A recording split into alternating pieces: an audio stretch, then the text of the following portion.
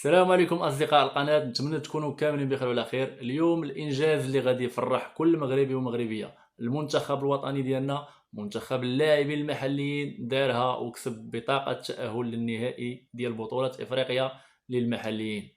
مباراة دراماتيكية عصباتنا كاملين، فرحاتنا وخلات القلوب ديالنا كتنبض وكتضرب بواحد السرعة اللي هي كبيرة.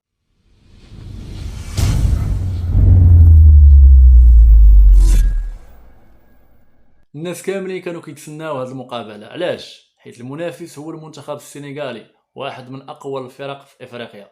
الجمهور المغربي كان متحمس، العائلات كيتفرجوا كاملين في الكافيات وكل شي عامر، وكل شي كيتسنى يشوف شنو غادي يديروا ولاد البلاد.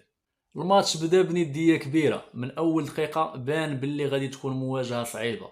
في الدقيقه 16 المنتخب السنغالي استغل واحد الهفوه دفاعيه وسجل الهدف الاول عن طريق اللاعب جوزيف لايوسي سامب.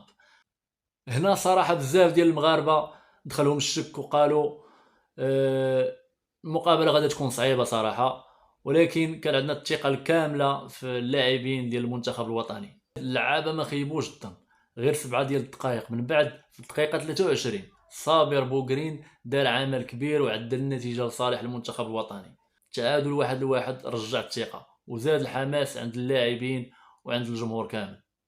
الشوط الثاني كان عامر بالمحاولات، المنتخب المغربي كان باغي يسجل والسنغال كذلك. الكرة كتمشي من هنا لهنا والحراس وقفوا وقفات بطولية، ولكن مع كامل الأسف ما كانش جديد على مستوى الأهداف.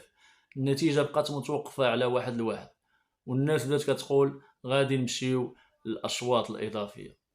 الأشواط الإضافية زاد التوتر، كل دقيقة كدوز كيزيد القلق، اللاعبين عطاو كل ما عندهم، كيدخلوا في معارك بدنيه، محاولات هنا ومحاولات هناك، ولكن الكره ما بغاتش تدخل.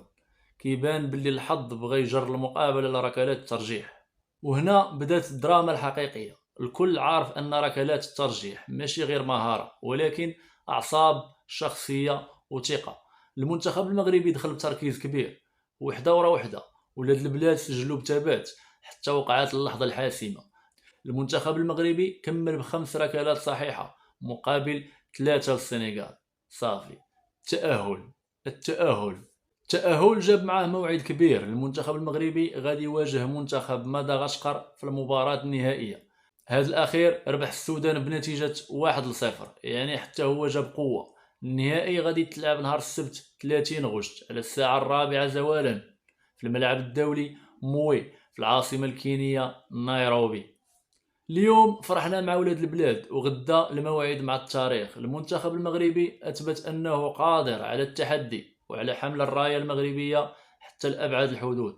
كلنا مع الأسود في المشهد الختامي، وكلنا غادي نساندوهم حتى يجيبوا اللقب إن شاء الله. ديما مغرب، والسلام عليكم.